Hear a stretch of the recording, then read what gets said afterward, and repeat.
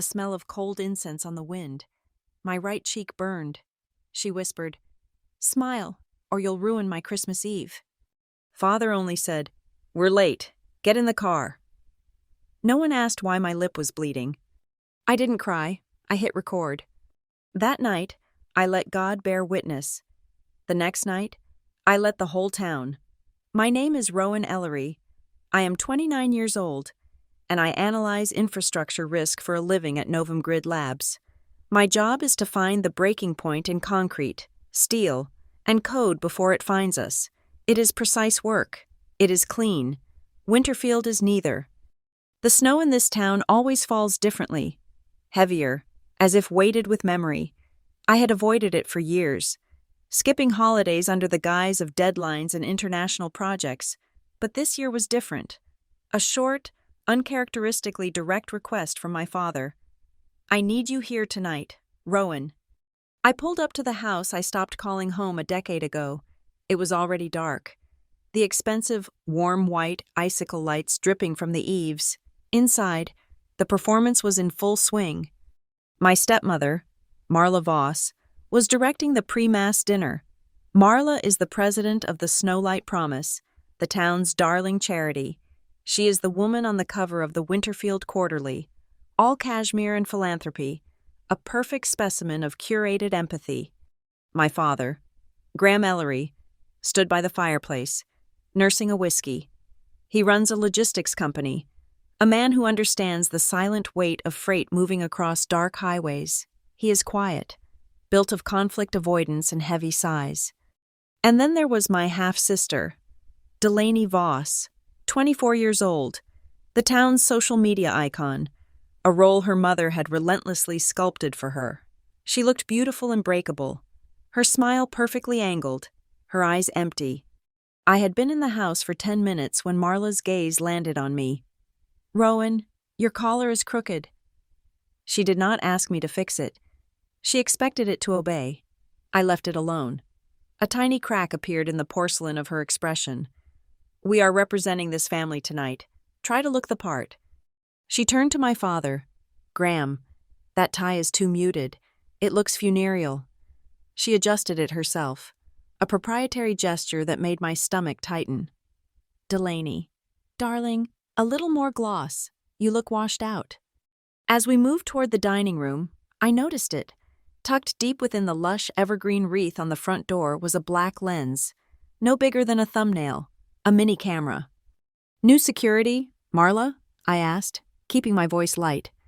Marla smiled, the one she reserved for donors. In this day and age, you can never be too careful, just keeping the family safe. I looked at the lens, angled perfectly to capture the idealized front porch welcome, a manufactured moment of holiday bliss. It was not security, it was a production prop. We sat for dinner, a tense, overly formal affair. My phone buzzed in my pocket. I pulled it out under the table, a block number. The message was short. "If you open your mouth about Snowlight, you will regret it." I looked up. Marla was explaining the charity's new No Child Cold campaign to Delaney, who was nodding, her eyes wide and vacant. My father was studying his plate as if it held the answers to the universe. I slid the phone back into my pocket. Regret was my baseline here. "More wine, Rowan?" Delaney offered, lifting the heavy bottle. Her hand was shaking, not a tremor, but a visible, rattling shake. The dark red wine sloshed precariously near the rim of my glass. "I'm good, Delaney," I said gently. She flinched when Marla's spoon clinked against her china. "Delaney, careful. You know how you get clumsy." Delaney's hand snapped back, and she sat on it, her face pale. She was terrified. I needed to know why I was here. This entire scene was a powder keg. I followed my father into the study while Marla directed the clearing of plates. The room was dark, save for the lights on the tree outside. "Dad, you said you needed me. What is this about?" He stared out the frosted window. "Rowan, it is Christmas Eve. Can we just have a nice evening?" "You pulled me 300 miles for a nice evening. That is not you. Is this about Snowlight?" He turned, his face etched with a familiar exhaustion. "After Mass, we will talk about it when we get back. Please," he was pleading for me to maintain the truce. "Fine," I said. "After Mass." I walked back to the hall, my own pulse quickening. This was not a family gathering. It was a risk scenario. Habit took over. I tapped the side of my smartwatch. The small icon indicating audio recording flickered to life. My job taught me that data is the only reliable witness. We were pulling on coats. The church bells began their 7 o'clock call. "Rowan!" Marla's voice cut through the hall. "A word, in the kitchen." It was not a request. Delaney froze, her hands halfway into her gloves. My father looked away, suddenly fascinated by the keys in his hand. I followed her into the stark, white kitchen. The moment the swinging door closed, her face changed.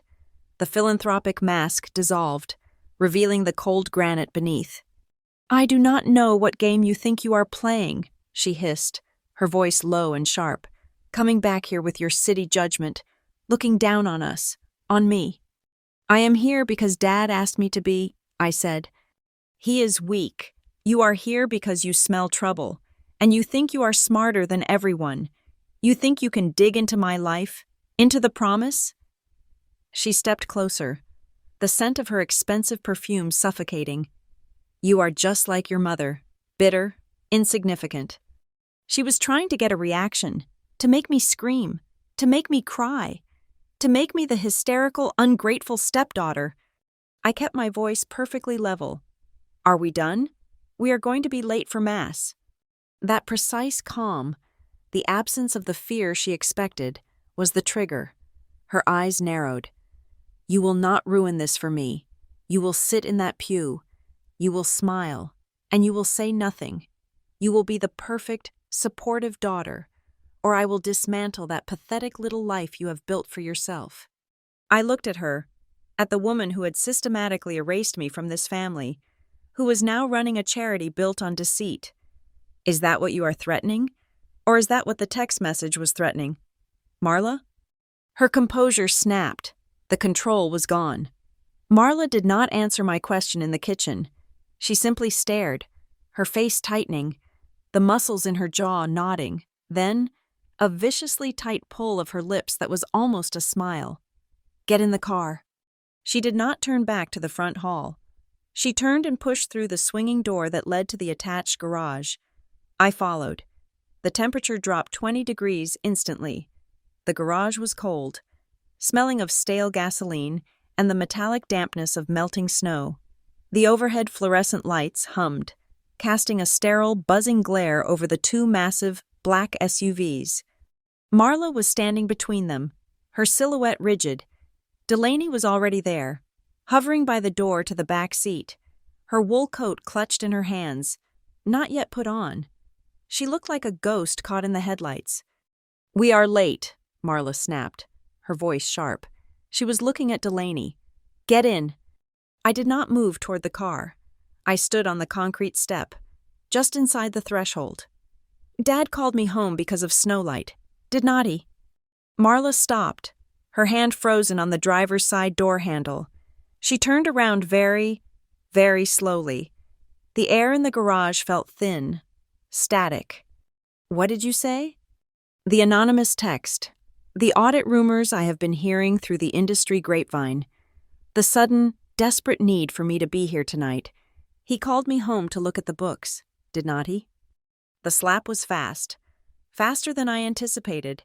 It was not a wild, uncontrolled swing from a person who had lost their temper. It was a precise, calculated, and powerful strike. It was executed with the full, deliberate force of her body, aimed to inflict maximum impact. My head snapped to the side. The sound was sharp, definitive, a wet thwack that echoed flatly in the concrete space. Then the sensations flooded in, distinct and clear. First, the sting. A sudden, blossoming heat that erupted across my right cheek and jaw. Second, the smell of her hand as it connected, expensive leather from her gloves and the faint, metallic tang of her foundation. Third, the sound of her rings, 2 stacked diamonds. the ones my father gave her, colliding with the bone of my cheek. A dull, heavy click, buried inside the sound of the strike. My lips split instantly against my teeth. I tasted the immediate salt and copper of my own blood. I am 29 years old. I am an adult. This was not the desperate act of an angry parent losing control with a child. This was an assertion of dominance, a cold, intentional act of violence. It was a reminder of who held the power in this house and what she was willing to do to keep it. I turned my head back slowly. I did not raise my hand to my face. I did not cry. My training kicked in. Observe, document, analyze the impact. Marla's chest was heaving, just slightly, her eyes bright with a terrible, vindicated fury. She was not ashamed. She was satisfied. In the doorway connecting the garage to the house, Delaney made a small, strangled sound, a tiny gasp that was sucked back in. She had seen it all. Her gloved hand flew to her mouth, her eyes wide with an old, familiar terror. Marla did not even look at her. She kept her eyes locked on me. "Come," she spat. The word, a blade. Shut up. Delaney flinched as if she had been the one struck, and she scrambled into the back seat, pulling the heavy door shut with a muffled thud. She vanished behind the tinted glass. Just then, the door from the house opened again. My father. Graham Ellery stood there, car keys dangling from his index finger. He looked at me. His eyes registered the blooming, angry red mark on my cheek. He saw the single drop of blood welling on my lip. His gaze flickered. It lasted less than a second. He looked away. He focused on a spot on the garage wall, somewhere over my left shoulder. He cleared his throat. "It is 7:05, he said, his voice quiet, almost monotone. "We are late. Get in." He walked past me, past Marla, and got into the driver's seat. He did not look at either of us again. The engine started, a low, powerful rumble that filled the suffocating silence. Marla, her composure sliding back into place like a visor, opened her passenger door. "Rowan, now!" My cheek throbbed, a deep, pulsating ache. My watch was still recording. I had it. The audio file was clean. The thread in the kitchen. The question. The sound of the impact. Delaney's gasp. Marla's command. Father's avoidance. It was a perfect, self-contained file of evidence. I reached into my coat pocket and pulled out a tissue, but I did not go to the car. I turned and walked back into the house, through the connecting door, into the grand, warm front hall. I could hear Marla get out of the car, her heels clicking angrily on the concrete. "Where are you going?" I ignored her. I walked straight to the front door. I stood directly in the center of the welcome mat, under the bright porch light. I looked straight up, finding the tiny black lens nestled deep in the pine needles of the Christmas wreath. I raised the tissue to my mouth, deliberately, slowly. I wiped the blood from my bottom lip. I held the tissue up for a second, the bright crimson smear stark against the white paper. I let the camera see it. I let its sensor register the injury, the timestamp, the context. Then I looked back into the lens. A silent message. "I see you, and now, you see me." I turned, walked back through the house, through the garage without looking at Marla, and opened the rear door of the SUV. I slid in next to Delaney. She was pressed against the opposite door, as far away from me as she could physically get, staring blankly ahead. I said nothing. Marla got back in the passenger seat, slammed the door shut, and my father put the car in reverse. The drive to St. E. Arcadia was 5 minutes of the most suffocating silence I have ever experienced. It was broken only by the rhythmic click of the turn signal and the soft rock Christmas station my father always played, a jarringly cheerful soundtrack to the violence we had just shared. The snow was falling thicker now, huge, cinematic flakes drifting down in the halos of the streetlights. The church was magnificent, a beacon of limestone and stained glass against the dark winter sky. The bells were ringing, a deep, resonant peal that vibrated in my chest. The town was here. The parking lot was full. Cars lined the snowy streets for blocks. This was Winterfield's main event. the debut of the season. My father parked. The engine died. For a moment, we just sat there, a toxic terrarium on wheels, the windows fogging. Then Marla checked her reflection in the visor mirror. She reapplied her crimson lipstick, painting over the woman in the garage. She fluffed her perfect blonde hair. She turned to my father, her voice suddenly warm, buttery, unrecognizable. "Graham, darling, does this look all right?" He glanced at her, his profile heavy. "Perfect. Marla, you look perfect." She turned in her seat, looking at Delaney and me. Her eyes were chips of blue ice, but her smile was blinding. "Merry Christmas, girls." We got out. The frigid air hit my face, numbing the sting. People were calling out from across the street. "Merry Christmas, Graham, Marla, beautiful as always." Marla waved, the benevolent queen of Winterfield. She waited for me as I stepped onto the shoveled sidewalk, and she linked her arm through mine. It was not an embrace. It was an imprisonment. Her grip was like steel through her expensive glove. As we approached the brightly lit church doors, surrounded by smiling neighbors and donors, she leaned in, her cheek brushing mine, as if sharing a loving secret. "Smile, my darling girl," she whispered, her voice dripping with a venom that was just for me. "You look so much prettier when you smile." I smiled. It was tight, artificial, and it hurt my split lip, but it was a smile. We walked through the grand oak doors, into the sudden warmth and the overwhelming smell of incense and melting snow. The organ was playing, "O Come, All Ye Faithful," the sounds soaring to the vaulted ceiling. We were a perfect picture. The returning prodigal daughter, the loving stepmother, the quiet patriarch, the beautiful younger sister. I slipped my hand into my coat pocket. I double-tapped the side of my smartwatch. The audio recording stopped. The file saved and immediately began to sync to my cloud. I then pulled out my phone, already unlocked in my other hand. I opened my own audio app, a secondary, more robust one, and hit record. I set the phone to not lock its screen, and slid it, screen down, into the deep, secure breast pocket of my wool coat. From now on, it would capture everything. We found the Ellery Voss pew, 4th row from the front, reserved with a small, tasteful velvet ribbon. As I slid in, my watch vibrated silently. A text from Delaney, sitting right next to me. "Sis, I'm scared." I glanced at her. She was staring at the altar, her profile rigid. She had not dared to look at me once. I discreetly typed back with one hand. "I know. I've got it." The service was about to begin. The priest was approaching the altar. My father leaned across Delaney. His proximity, his willingness to pretend, felt like a second betrayal.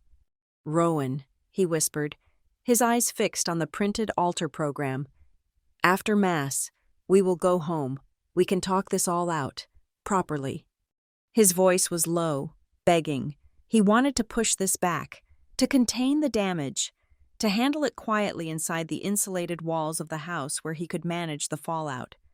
I leaned forward, my voice just as quiet, but carrying the ice of the garage.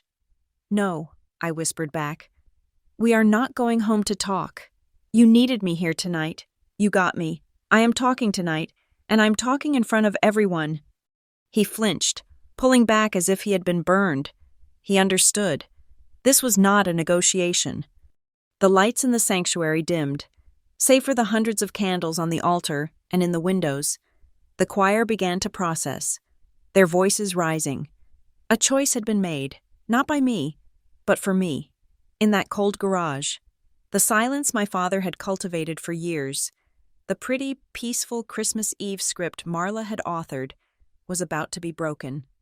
I could feel the thrum of the phone recording against my ribs. A second heartbeat. I looked at the crucifix hanging above the altar, draped in Advent purple. I had come for answers. Now I had a mission. The night was no longer about surviving the holiday. It was about ending the performance. The soloist began, "O Holy Night." Her voice was impossibly pure, soaring up into the vaulted ceiling, striking the stained glass, and showering down on us like celestial dust. It was beautiful, a perfect, polished, beautiful lie. I sat rigid in the hard oak pew, the throbbing in my cheek a dull counter-rhythm to the music. The incense was thick, cloying. Beside me, Marla was the image of pious adoration, her head slightly bowed. My father stared blankly at the altar, a man already checked out. "Fall on your knees," the singer's voice swelled. I remember another Christmas. I must have been 13 or 14. Marla had ordered matching flannel pajamas for a family photo, red and green plaid. She handed a set to Delaney, a set to my father, and then looked at me. "Rowan, darling, the smallest size just will not fit you. And besides, you do not really match the color tone, do you? Why do you not be the one to take the picture?" I was not the right tone. I was always the discordant note in her symphony. I was the shadow that proved the light was real. I remembered being 15. The Snow Light promise was new, shiny, and Marla was hungry to cement her status. She had written a speech for me to deliver at the inaugural Winter Gala, a speech about a loving, blended family and the spirit of giving she had taught me. I read it in my room. It felt like swallowing glass. I told her no. I did not yell. I just said, "I cannot say these things. They are not true." The look on her face was not anger, not yet. It was bafflement, as if a piece of furniture had just spoken. Then came the cold, quiet lecture. She did not yell. She did not have to. She sat on my bed and spoke for an hour. I was ungrateful. I was confused. I was selfish, trying to spoil the good work she was doing for less fortunate children. My father stood in the doorway, listening, and when she was done, he just nodded. "Do as Marla says. Rowan, it is easier for everyone." I still refused. I did not deliver the speech. That was the night I stopped being a daughter and became a problem to be managed. My job at Novum Grid is to find structural weaknesses. I do not look at the surface. I look at the load-bearing joints. I trace the flow of data, the transfer of energy. I find the single point of failure that can bring the whole thing down. It is just pattern recognition. After I left Winterfield, I started applying that same methodology to the only structure that ever truly baffled me, my family. And at its center was Marla's immaculate creation, the Snow Light promise. A year ago, a disgruntled accountant, fired for incompetence, had accidentally included my old family email address on a mass reply. It was a single, forwarded thread, a panicked question about an invoice. The line item was Rhinefield Consulting. The amount was significant. A monthly payment that never wavered, classified under Community Outreach and Advisory Services. I ran the name. Rhinefield Consulting did not exist. It had no website, no state registration, no physical address. It was a ghost, a perfectly crafted shell company designed to siphon funds. The money went in, designated for charity, and vanished. I watched it for 6 months. The transfers were regular, precise, and approved by a single authorizing signature, Marla Voss. The choir's voices blended. O night divine. The question was not if Marla was skimming. The question was why. She loved money, yes, but she loved status more. This was sloppy, or arrogant, or both, which led to the real question. Why did my father call me home tonight? He was not stupid. He knew I saw the Rhinefield email. I had forwarded it to him with a single question mark. He never replied. He knew what I did for a living. He had to know the charity was under scrutiny. An audit must be coming. A partner must be threatening to talk. The structure was failing. He did not call me home for Christmas. He called me home as a fail-safe. He wanted his daughter, the risk analyst, to find a way to quietly contain the damage, to save the family name, to save him from the choices he had made. I looked at him again. He was not looking at the choir. He was looking at the floor. As if sensing my gaze, he lifted his head. His eyes met mine across Delaney's rigid form. It was a look of profound, suffocating exhaustion, a silent, desperate plea. Fix this, Rowan. Please, do not make this loud. I felt a surge of cold pity. He was not a monster. He was just a coward. And cowardice was the oxygen that let monsters breathe. My gaze drifted from his desperate face up to the large wooden crucifix hanging in the chancel. A man tortured and executed, his truth nailed to a tree for everyone to see. Marla wanted her truth manufactured. My father wanted his truth buried. Truth does not need approval. It does not need permission. It just needs to be spoken. They both assumed I was here to negotiate. They thought my presence was the beginning of a conversation. They were wrong. It was the end. 2 days ago, I had packaged everything. The Rhinefield wire transfers, the discrepancy reports showing inflated invoices for blankets and heating oil for the No Child Cold campaign, the public records of Marla's personal assets, showing acquisitions that perfectly correlated with the Rhinefield payments. I encrypted the file. I uploaded it to a dead-drop server. It was addressed to Cold River, an investigative reporter I knew only by a PGP key. The email was scheduled. It was set to send at 10 o'clock tonight, in the middle of the celebratory post-mass reception. My phone vibrated in my coat pocket. I kept my hand by my side, slipping the phone out just enough to angle the screen toward me in the dim light. It was a text from Delaney. It was not words. It was a photograph. The tissue I had used in the front hall. The one I had held up to the camera. She must have retrieved it after we left. The flash was on, stark and medical. The smear of my blood was vivid, shockingly bright against the white paper and the dark wood of the hall table. The photo vanished, replaced by a new text. "Sis, I'm not okay." My breath caught. It was the first honest thing she had said to me in 5 years. She was not the curated social media angel. She was the other hostage. The choir swelled again, moving into a quieter refrain. I leaned my head toward her, my hair brushing her shoulder. She flinched, but did not pull away. "Do you want out?" I whispered, my voice so low it was just breath. She did not look at me. She stared straight ahead at the nativity scene, her face a mask of porcelain perfection. A single, hot tear escaped her eye, tracing a clean path through her makeup. Her hands were clenched so tightly in her lap. Her knuckles were white. She typed, her thumb moving stiffly.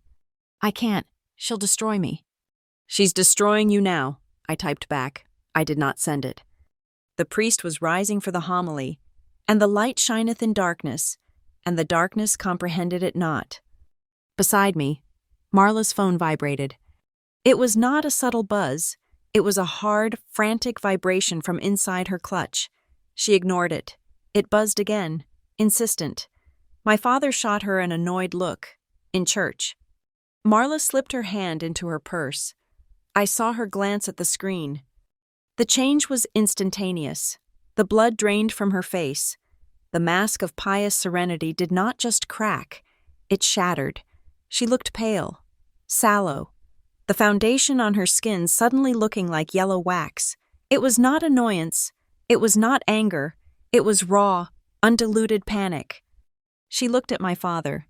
"Excuse me," she whispered, her voice tight. And she stood up. In the middle of the Christmas Eve homily, a ripple of shock went through the pews around us. Marella Voss, the patron of this church, the woman who funded the new sound system, was walking out. She did not just walk, she moved fast, her heels clicking angrily on the stone aisle, pushing through the side door that led to the narthex and the street outside. My father stared after her, his mouth slightly open. This was not in the script. This was the anomaly. I waited. 1, 2, 3. I stood up. "Rowan," my father hissed, grabbing my arm. "Sit down. What are you doing?" I pulled my arm free of his grasp. "Going to the bathroom," I lied, and slid out of the pew. I did not look back. I walked down the main aisle, my steps measured. The phone in my breast pocket was still recording, capturing the ambient sound of the priest's voice and the church organ. As I passed through the heavy oak doors into the narthex, the sound muted, replaced by the howl of the wind outside. I saw her through the glass doors. She was standing on the top step, under the stone portico, bathed in the yellow light. The snow was falling heavily around her. She had her phone pressed to her ear. I slipped out a side door, into the darkness, onto the unshoveled path. The cold air hit my split lip, and it burned. I kept to the shadows of the building. The phone in my pocket pointed directly at her, its microphone now capturing the wind and, beneath it, the sharp, terrified cadence of her voice. "You cannot do this to me," Marla was saying, her voice a venomous hiss. "We had an agreement. I paid you. I paid you well." She was listening, pacing in a small, frantic circle on the landing. "No!" she almost shouted, then dropped her voice again. "That is not possible. It is secure. Who? Who told you that? Was it her? Was it the daughter?" She was listening again, her body coiled like a spring. "You shut your mouth," she snarled. "You do not threaten me. If I go down, you go down with me. You call me again, and I will end you."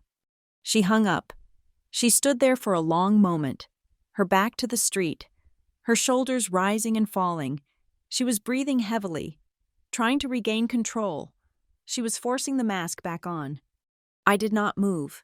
I just stood in the snow, behind the stone buttress, letting the cold seep into my shoes, my recording capturing the silence, the wind, and the sound of a predator realizing it was, for the first time, being hunted.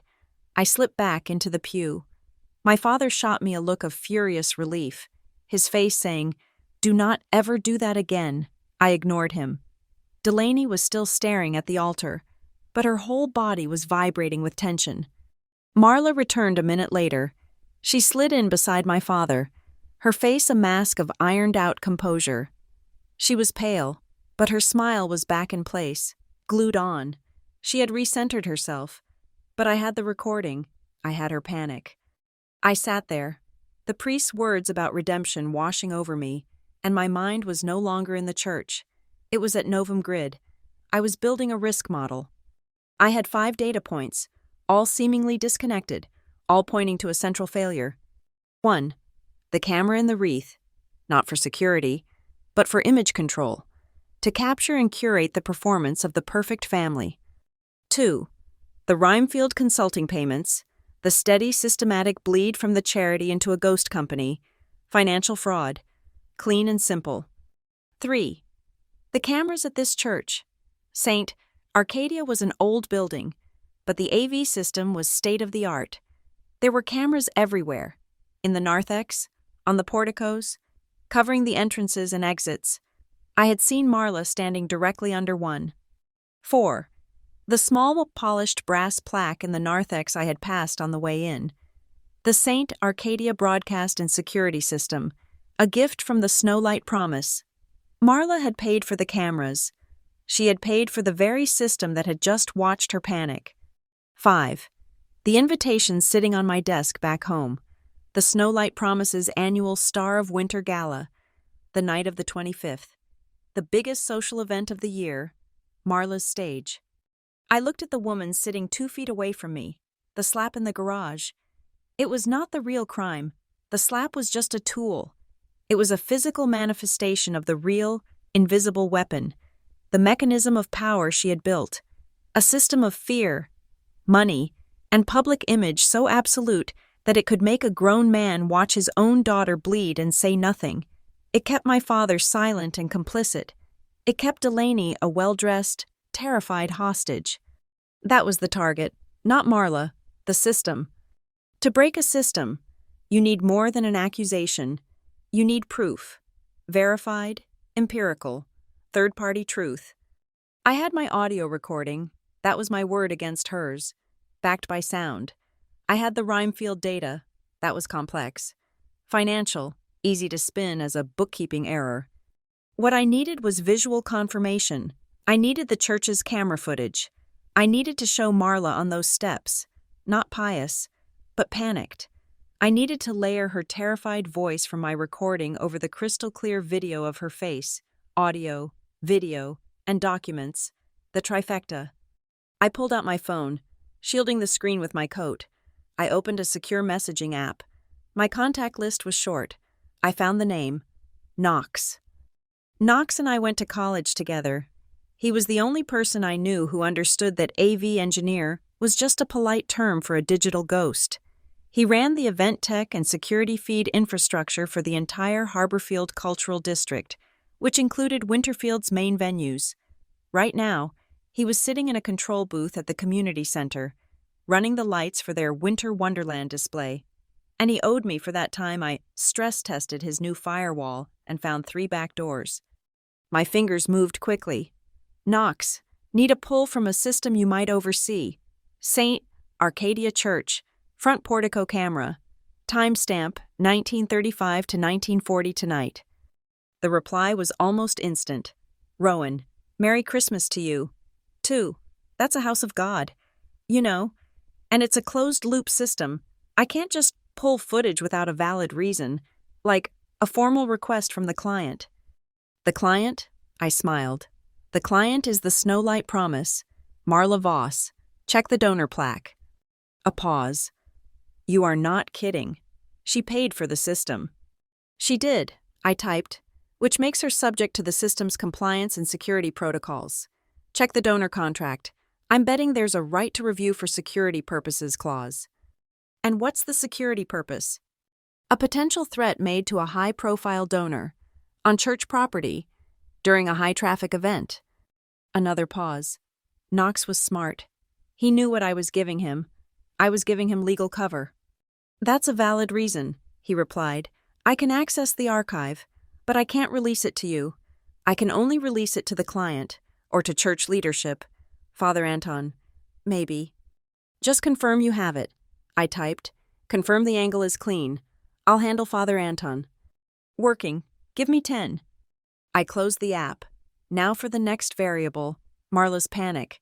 The person on the phone had rattled her. She had said, was it her? Was it the daughter? That person knew I was in town. That person was connected to the Rhinefield payments. I needed to confirm the link. I needed to provoke a response. I opened a standard, unencrypted text message. I addressed it to Marla. You looked panicked on the steps. Marla. Was it about Rhinefield Consulting? I hit send. I watched her. I was 2 feet away. My father was listening to the priest. Delaney was a statue. Marla's purse was in her lap. I saw her body jolt as the phone vibrated. She did not open her purse. She slipped her hand inside, her eyes still fixed on the altar. I saw her thumb moving through the leather. She was reading it. Her head turned. Her eyes met mine. The hatred in that look was so cold, so pure. It was almost stabilizing. I did not smile. I just held her gaze. I turned back to the front. My phone was still in my hand. I switched it to the home screen. 30 seconds later, a call came in. Block number. I let it ring once, twice. Then I answered. I did not speak. I held the phone in my lap, its microphone pointing up, my other phone still recording from my breast pocket. You little bitch, a voice hissed. It was a man's voice, electronically disguised, a low, buzzing rasp, but the fury was raw. You think you are so smart. You do not know what you are messing with. I said nothing. I let the silence hang.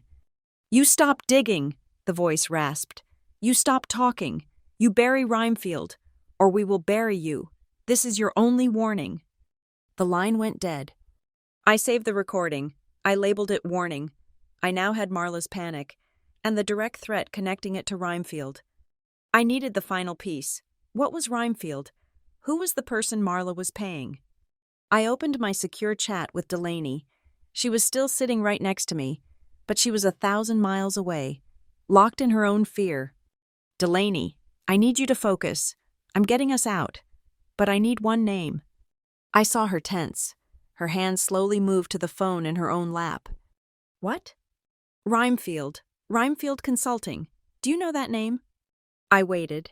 The priest said, "Let us pray." Everyone bowed their heads. Under the cover of prayer, Delaney typed, I'm sorry. My stomach sank. It was a dead end.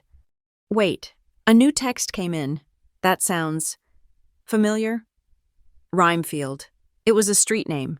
Yes, the street our old nanny lived on, before she left. My blood went cold. What nanny? Sarah Kendall. She was with me for years. Before Mom. Before Mom decided I was too old for one. She just left. About 3 years ago. Mom said she was unstable and went back to California. 3 years ago, the exact date the Rhinefield payments began. It was not a ghost company. It was identity theft. Marla was not just siphoning money. She was doing it using the name of a former employee she had intentionally discredited and vanished. This was no longer just fraud. This was a criminal conspiracy. I checked the time. It was 9:45 p.m. In 15 minutes, at 10 o'clock, my encrypted package with the Rhinefield data, the audit trail, and the financial discrepancies would be sent to Cold River. It was automated. It was irreversible. A wave of something heavy and cold washed over me. This was it. The data I had was enough to start an investigation, but the information I had just gathered, the nanny, the threat, the video, would make it a certainty. It would burn the whole thing to the ground. And my father would be burned with it. He was a coward, but he was still my father. He had asked me to come home. He had asked me to wait. After Mass, he said. The choir began to assemble for the final hymn. Mass would be over in 20 minutes. The 10 o'clock deadline was fixed. The email would be sent. But I had the second package, the one with the new recordings, the threat, the connection to the nanny, the link to the church video. That file was still on my server, unsent. I looked at my father's profile. He was rising with the congregation. He looked old. I set a new condition, a private one. The 10 o'clock file would go. That was the warning shot. But the second file, the one that would bring criminal charges, the one that would end it all, I would hold that. After Mass, he said. That meant the reception in the church hall, maybe 10:30. I would give him until 11 o'clock. I would give my father 1 hour to tell me the truth. I would give him 1 hour to choose his daughter over his wife, to choose decency over silence. If he told me the truth, if he confessed what he knew, I would hold the second file. I would give him a chance to be the witness, not the target. If he lied, if he evaded, if he chose her, I would send it all. The organ swelled. The congregation began to sing Joy to the World. I stood up, my mind clear, my conditions set. The ticking clock was no longer the email. It was my father's cowardice. The recessional hymn ended. The organ played a triumphant, brassy voluntary. As the congregation began to file out, a wave of perfume, wool, and forced holiday cheer, we were swept along with them, out of the sanctuary and into the adjoining parish hall. The transformation was immediate. The solemnity of the Mass evaporated, replaced by the bright, brittle chatter of a high society cocktail party. Waiters in white jackets offered trays of champagne and sparkling cider. A string quartet sawed away at festive carols in the corner, and in the center of it all, holding court by the towering, professionally decorated Christmas tree, was Marla. This was her true church. She was radiant. The panic from the portico locked away, the mask cemented back in place, stronger than before. She was the Snow Queen, greeting donors, accepting compliments on the service, her hand resting proprietorially on Delaney's shoulder. Delaney stood beside her, a beautiful, silent accessory, her smile fixed, her eyes screaming. Marla, the decorations are just divine this year. Marla, the choir has never sounded better. Marla, the snowlight promise is a blessing on this town. She absorbed it all, reflecting it back with practiced warmth. Oh, we are just a vessel, you know. It is the community that does the real work.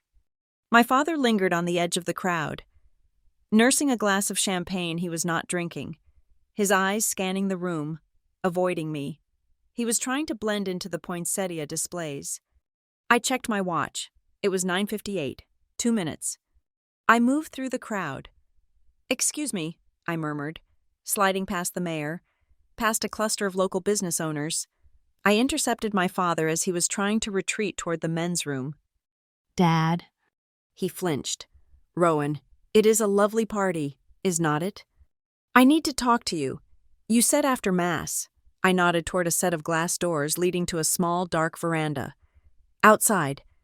Rowan, it is freezing out there. Let's just go home first. We can... Now, I said. It was not a request. You have until 11 o'clock. Your time is running out. The specificity of the deadline, the coldness in my voice, finally broke through his wall of avoidance. He looked at me, really looked at me, and saw the raw, split lip, the bruising shadow on my cheek. He saw I was not there to negotiate. He set his untouched champagne flute on a passing tray and followed me. I pushed the heavy door open. The night air was biting, a clean, sharp cold that felt like a relief after the stuffy, perfumed heat of the hall. The string quartet was muted out here, a faint, tinny sound behind the glass. The only light came from the snow-covered grounds and the spill from the party. We stood in silence for a moment. He was waiting for me to speak, to accuse. I waited him out. This was his confession, not my interrogation. You called me, I said finally, my voice flat. You said you needed me. Here I am. What did you want to say? Graham Ellery, the man who could command a fleet of 18-wheelers across 3 time zones, looked small. He leaned against the icy stone balustrade and let out a breath that plumed in the air. You were right, he whispered. It was about Snowlight. I said nothing. I did not know how bad it was until recently. Not really. He was staring out into the dark, snowy courtyard, addressing the night. Marla? She handles all the foundation's finances. She is brilliant at it. The donors trust her. The board adores her. He was still praising her, still building the pedestal. The money, I prompted, my voice like a chip of ice. Rhymefield. He flinched. She came to me, maybe 2, 3 years ago, with a stack of papers, authorizations, vendor contracts, said it was just standard procedure, end of quarter filings. She needed my signature as a board officer. He rubbed his face, his leather gloves creaking. I was busy. We were in the middle of that big logistics merger. I did not read them. Rowan, God help me. I signed them. You signed what? A power of attorney, he said, his voice cracking. A limited one, just for the foundation's operating accounts. She said it was to streamline payments, to help the children faster, without bureaucratic delays, and I signed it. So she's been using your name to move the money. She controls the accounts through an intermediary, a shell, this Rhymefield. He choked on the name. I did not know. I swear to you, not until I got a letter from the bank, a flag on a transfer. It was a huge amount, too huge. I asked her about it. What did she say? She said it was an aggressive but necessary consulting fee to secure a new federal grant. She made me feel stupid for questioning it. She said I did not understand modern philanthropy. But you knew she was lying. He finally turned to me. His eyes were wet, not with tears, but with the pressure of a truth held in for too long. Yes, I knew. I went back. I looked at the statements. I saw the patterns. I saw the name. Rhymefield. It was just moving. So much money. Just out. And you did nothing, I stated. What was I supposed to do? He burst out, his voice a desperate, harsh whisper. Expose my own wife? Ruin the family? Destroy the one good thing this town thinks it has? She has Delaney. She controls every part of Delaney's life. Rowan, her apartment, her car, her influencer contracts. It all comes from the foundation's marketing budget. If I spoke up, Marla would not just cut Delaney off, she would destroy her. She would paint her as unstable, an addict, anything. She would smear her, lock her out. I was protecting your sister. The excuse hung in the air, pathetic and thin. I looked at him, at this man who had built his life on avoiding hard choices, only to find himself trapped by the hardest one of all. You were not protecting Delaney, I said, my voice cutting through his self-delusion. You were protecting yourself. You were afraid of being embarrassed. You were afraid of being the man whose wife was a thief. You were afraid of the scandal. So you chose your own comfort, and you let other people get hurt. You let Delaney be a hostage, and you let me. I involuntarily touched my cheek. You let me be the collateral damage. He visibly recoiled. No, Rowan, it is not like that. It is exactly like that. You stood in that garage, you saw her hit me, you saw my face, and you said, "We are late. That is all you are, Dad, late." "I want to fix it," he said, the words torn out of him. He grabbed my arm, his grip desperate. "That is why I called you. I do not know how. She is in too deep. She is connected to everyone. I want to fix this. Rowan, tell me how." My heart was pounding, a cold, hard beat. This was the moment, the deadline. 11 o'clock, but he was here. He was confessing. It was 9 minutes past 10. My first email was already gone, sitting in Cold River's inbox. But that was just the financials. The real damage, the audio, the video, the nanny, was still mine to deploy. I reached into my coat pocket. My hand brushed the recording phone. I pulled out 2 small, white envelopes. They were plain, sealed, marked only with a single letter, A and B. "You want to fix it?" I held them out. "You have a choice. This is it." He stared at the envelopes, confused, his breath ragged. "Envelope A," I said, holding it up. "Inside is a full confession. I wrote it for you. It details everything you just told me. The signature authorizations, the intermediary, the willful ignorance. It offers your full cooperation with the Attorney General's office in exchange for testimony against Marla and the Rhinefield account.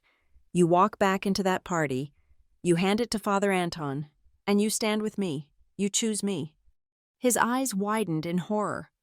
"Envelope B," I said, holding up the other one, "is empty. You take it, you go back inside, you get Marla, and you go home. You choose her. You choose this life, and I will release everything I have, the audio from the garage, the threats, the Rhinefield data, the identity theft of Sarah Kendall. I will burn her to the ground, and you will be standing right next to her when the fire hits." He was trembling, his eyes locked on the 2 envelopes. "Rowan, you would not?" "I already have," I said. "This is not a threat. It is a choice, your last one." From my other pocket, I pulled out the tissue, the one from the hall, the one with my blood on it. I held it in the same hand as the envelopes, the crimson smear stark in the dim light. "Who do you want to be, Dad?" He looked at the tissue, his face crumpled. The blood was real. The choice was real. He stared at it, at the evidence of his own failure, the failure that had started this entire clock. His hand, shaking violently, reached out. He did not touch the tissue. His fingers brushed past envelope B. He took envelope A. He clutched it. He looked at it as if it were a bomb. I held my breath. He did not open it. He did not turn toward the door. He looked at me, his eyes filled with a terrifying, profound weakness. And then he quickly, shamefully, slid the unopened envelope into the breast pocket of his tuxedo jacket. He hid it. He chose, but he did not act. "Rowan! Graham! What on earth are you 2 doing out here?" Marla's voice, sharp, bright, and laced with suspicion. She stood in the open doorway, a black silhouette against the bright party, her champagne flute in hand. "It is freezing. Everyone is asking for you." She looked at me, at my father, her eyes narrowing, trying to read the scene. A family submitted on a holy night should not be hiding in the shadows. Do not make a scene. My father could not look at her. He stared at the ground. I smiled. It was the first genuine smile of the night, and I felt the split in my lips sting. "You are right, Marla," I said, my voice clear and carrying. "It is a holy night, the perfect night to finally tell the truth." As I said it, my phone vibrated in my pocket. I did not need to look. It was 10:05. I pulled it out anyway, shielding the screen. A new secure message from Knox. "Got it. Clean shot. She looks like she just saw a ghost. What now? I looked up at Marla, her face a mask of impatient confusion. I looked at my father, a man hiding a confession in his pocket, paralyzed by fear. I typed back to Knox. Hold. Do not send yet. Stand by. Marla's eyes narrowed. What truth? The only truth here is that you are minutes away from embarrassing this entire family. Again, Graham, talk to her. My father, trapped, his hand instinctively covering the pocket with the envelope, just shook his head. Marla, let's just go inside. Before she could reply, his other pocket rang, not his personal phone, his business phone, the one he kept for the logistics company. He looked at the screen, and his face went even paler. He looked at me with pure panic. It is him, he mouthed. Who? I asked. The lawyer, the Foundation's lawyer, Bill Marcus. He fumbled to answer it. Bill? Yes, I am here. It is not a good time. He listened, his body tensing, his shoulders hunching against more than the cold. Yes, she is here. I am aware of that. I am handling it. I stepped forward, into his personal space. Put it on speaker, Dad. Rowan, no. Put it on speaker, I commanded. Or I walk into that hall right now and read Envelope A aloud. Marla's head snapped toward me. Envelope A? What have you done? My father's hand was shaking. He fumbled with the phone and pressed the speaker icon. A slick, corporate voice filled the frigid air. Graham, I cannot stress this enough. The data packet that just landed in Cold River's inbox is a catastrophic breach. It is the entire Rhinefield ledger. We are in damage control, and your daughter is the variable we cannot have. You need to control her. Marla made a sound, a strangled gasp of fury and shock. She stared at me, her eyes wide. You sent it? She is listening. Bill, my father said, his voice a strained whisper. The line was silent for a beat. Miss Ellery, the voice returned, colder now, more precise. This is Bill Marcus, counsel for the Snowlight Promise. I am advising you, in the strongest possible terms, to cease and desist all contact with our organization and its affiliates. Your actions tonight constitute tortious interference. My phone was still in my hand. I pressed the audio record icon. Mr. Marcus, this is Rowan Ellery. Am I to understand you are an officer of the court? I am, Miss Ellery. Then for the record, I have 5 questions for you regarding the Foundation. Number 1. Can you confirm the legal registration status of a vendor named Rhinefield Consulting? I can neither confirm nor deny the Foundation's vendor relationships. Number 2. Are you aware that the funds transferred to Rhinefield Consulting, authorized in my father's name, were subsequently routed to an offshore account using the stolen identity of a former employee, Sarah Kendall? That is a baseless and defamatory allegation. I will not dignify it. Number 3. Were you aware that a high-value donor to the Foundation, myself, was physically assaulted by the Foundation's president, Marla Voss, approximately 2 hours ago? Marla lunged for the phone. How dare you? I held it away. Number 4. Can you confirm that you were the individual who placed a threatening, voice-modulated call to my personal phone at approximately 9:46 p.m. warning me to bury Rhinefield? The silence on the line was profound.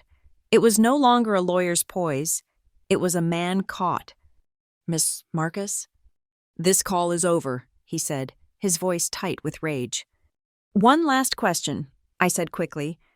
Given that the initial data packet was sent at 10 p.m., and Marla Voss received a panicked phone call on the church steps at approximately 9:35 p.m., can you explain the time discrepancy? Who else knew about Rhinefield, and who called her? He hung up. The click was sharp and final. I stopped the recording. I looked at Marla. Her face was a mask of chalky, unadulterated hatred. She was past threats. This was a new, cold territory. You will be arrested, she whispered. Slander, libel, you will be in a cell by morning. Was it him? I asked, ignoring her.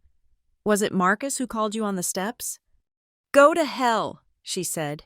She turned, her back rigid, and stalked back into the party. Her mission clear: rally her allies, circle the wagons. I looked at my father. He was leaning against the balustrade, looking utterly broken. Envelope A. Dad, the clock is ticking. You are a witness, or you are a co-conspirator. Your choice. I left him there and walked back into the hall. The string quartet was playing a chipper, "God rest ye merry gentlemen." The air was thick with hypocrisy. I found a quiet alcove by a towering, unlit Advent wreath. I needed to get the video. My phone buzzed, a voicemail notification, from Delaney. I pressed play and held the phone to my ear. It was not words, just choked, terrified sobbing, a raw, desperate, animal sound of pure panic. Then her voice, gasping. "Rowan, I cannot. She is making me. She is going to post at midnight a happy family clip. She says if I do not do it. She says she knows what I did. I cannot. I cannot." The message cut off. My blood ran cold. She knows what I did. Another secret, another layer of blackmail. I called her. It rang twice. She picked up, but did not speak. I heard her sharp, shallow breathing. "Delaney, it is me. Where are you?" The bathroom," she whispered. "She is outside the door. She is waiting. She has the script. For the post." "Okay," I said, my voice low and calm, projecting control. "Listen to me. You are going to do it. You are going to do exactly what she says." "What? No, Rowan, I cannot." "Yes, you can. You are going to give her the performance of her life, but you are going to do one thing for me." I was thinking fast. "When you film this video, are you using your phone?" "Yes. She is making me use my account." "When you take the video, I want you to use the live photo function. Do you understand me? The one that captures the seconds before and after the picture, with audio." It is a video, Rowan, not a photo." "She is making you film a clip for your Instagram story, right? Or TikTok?" "Yes, a story, 10 seconds." "Perfect. Do not use the video function. Go to your camera. Turn on live photo. Hold down the shutter button. It will record a video clip, but it will also capture the audio from the seconds before you start and after you stop. Do you understand?" I think so." "She will be directing you, telling you what to say, how to smile. I want the audio of that direction. I want the audio of what she says right before you go live and right after you cut. That is the evidence. Delaney, that is the leverage. Can you do that?"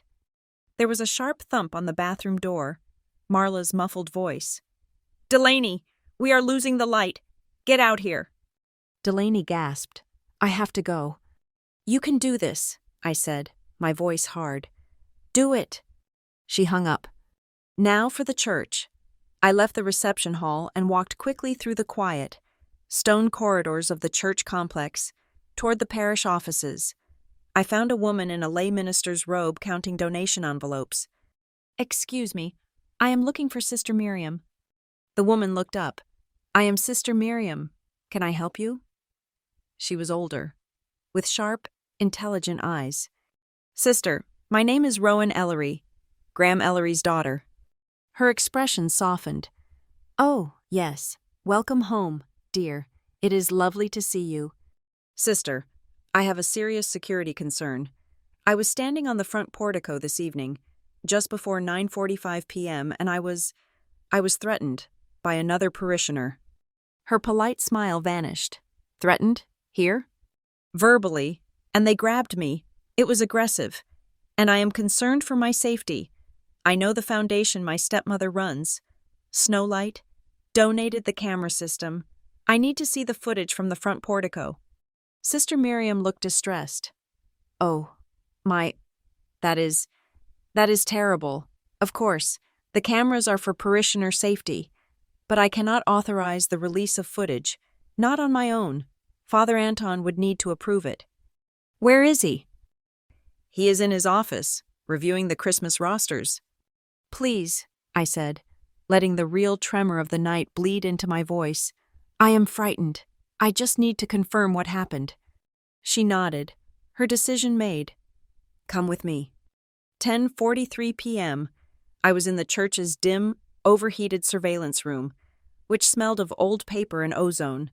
Father Anton, a kindly man with a perpetually worried expression, sat next to Knox, who was on a video call on the main monitor, his face lit by the glow of his own control booth across town. Sister Miriam stood by the door. Knox, this is Father Anton, I said. Father, Knox said, his voice all business.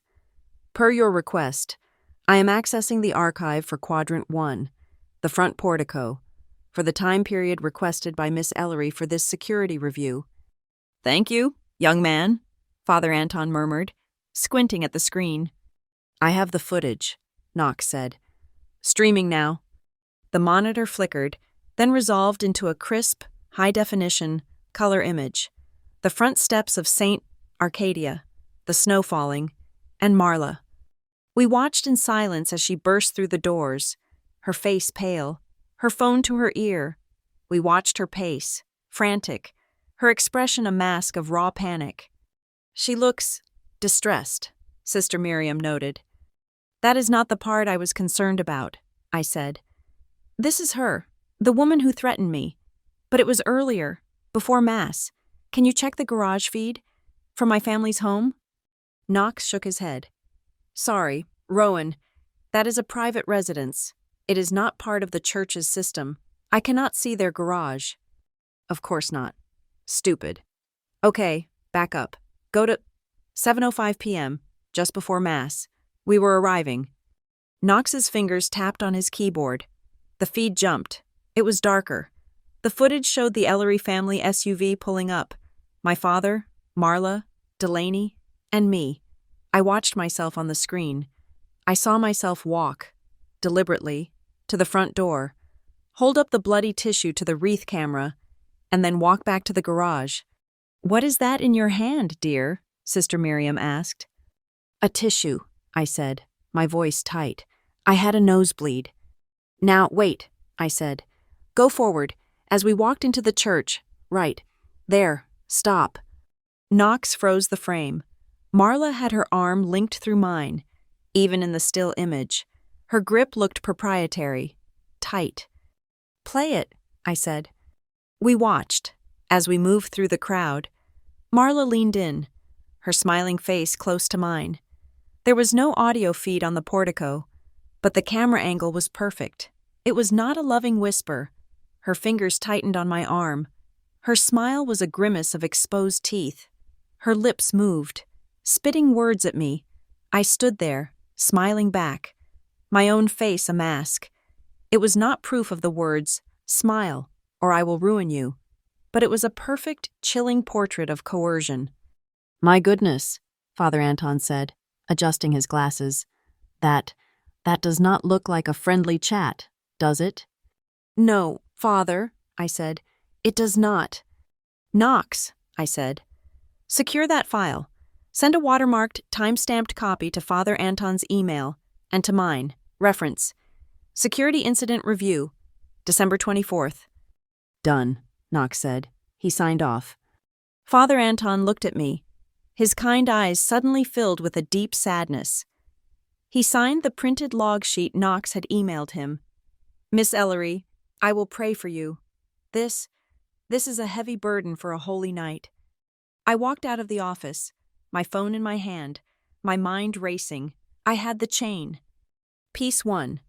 The garage, my audio recording, the slap, the threat, the sound of violence. Piece 2. The church steps, the video, the visual proof of Marla's coercion, her hand gripping my arm, her face contorted in a smiling snarl. The pattern of behavior. Piece 3. The party. I looked at my phone. A new message from Delaney. It was not a text. It was a live photo, sent over the secure app. I pressed the screen. The image came to life. It was Delaney. Her face pale, her eyes wide with terror, a forced, trembling smile on her lips. The audio started, capturing the second before the photo went live. It was Marla's voice, low and sharp. "Stop shaking, Delaney. You look weak. Fix your smile. Remember what I have. You do this right, and I will increase your allowance. You fail me, and I will send that video to every blogger in this state. Now, go." The audio cut, and Delaney's pained smile held for 3 seconds of silence. Then the live photo ended, and the audio from the second after returned. Marla's voice again, sighing. "Pathetic, but it will have to do. Post it, now." The photo went still. I stood in the stone hallway, the distant sound of the string quartet playing a carol I could not name. I had it, the complete, unbroken chain of evidence. Violence, threat, blackmail, and the direction of the lie. I had the entire system. Christmas night, the 25th of December, Northbridge Hall was bathed in ice-blue light, a monument to Marla's taste. The Snowlight Promise Gala, the Star of Winter event, was not just a party, it was a coronation. The theme, "No Child Cold," was rendered in glittering silver script above the entryway. Inside, the air was warm and smelled of pine and expensive perfume. Crystal glasses chimed. The mayor was here, the entire town council, the wealthiest donors from Harborfield, the local press, sipping champagne, their notepads ready. I arrived late. I had spent the day at a hotel, finalizing the presentation and securing my exit strategy. I wore a simple, sleeveless black sheath dress. It was wool, severe, and practical. It was armor. Pinned to the inside of the strap was a broadcast-quality lapel microphone, the wire running down my back to a digital recorder. I capture all data. From the back of the ballroom, I saw them on the dais. The perfect family. Marla was magnificent in a floor-length, shimmering white gown. She was the Snow Queen, her hand resting on my father's arm. Graham Ellery stood beside her, his tuxedo immaculate, his face a mask of gray exhaustion. He saw me enter. His eyes widened for a fraction of a second, and he looked away. He had not used envelope A. He had made his choice. And beside him, Delaney. She was dressed as the Snow Angel, the role Marla had assigned her. She was to be the face of the No Child Cold campaign. She looked breakable, her eyes scanning the crowd. The lights dimmed. The MC, a fawning local news anchor, stepped to the podium. And now, to open our evening, a special performance from our very own angel, the voice of the Snowlight Promise, Delaney Voss. A single spotlight hit Delaney. She stepped to the microphone, her hands clasped. The opening notes of a simple carol began. Her voice was thin, reedy, and trembling. She sang. Her eyes squeezed shut. Then, halfway through the first verse, she opened them. She scanned the darkness, past the donors, past the politicians, until her eyes found mine in the back. She did not smile. She held my gaze. It was the signal. She had done her part. Now it was my turn. As the polite applause for Delaney faded, I moved. I walked not to the dais, but to the side stage, intercepting the MC as he came down the steps. "Mr. Harmon," I said, my voice warm. He looked at me, confused. "Rowan Ellery, Graham's daughter." "Oh, Miss Ellery, a pleasure. Wonderful to have you. Marla wanted me to give you this." I handed him a small, encrypted USB drive. "It is the final video file for the supporter tribute. She had some last-minute additions. She said to load it into the main presentation and to play it right after she finishes her speech. She said the cue is the promise of warmth." He beamed, taking the drive. "Of course, anything for Marla. A supporter tribute. Wonderful." He hurried off toward the AV booth, a local tech crew hired for the night. He did not know that Knox was already deep in their system, waiting, patched in from his own secure terminal across town. I scanned the backstage area. There, by the loading dock, lurking near the AV booth, was Bill Marcus, the lawyer. He was here to run interference, to be Marla's eyes and ears. He saw me, and his face hardened. He moved to intercept me. "Miss Ellery," he hissed, blocking my path. "You are trespassing. You are not welcome. I am advising you to leave before I have you removed for harassment." "I am just leaving, Bill," I said, my voice quiet, conversational. The mic was recording. "I just wanted to offer you a professional courtesy.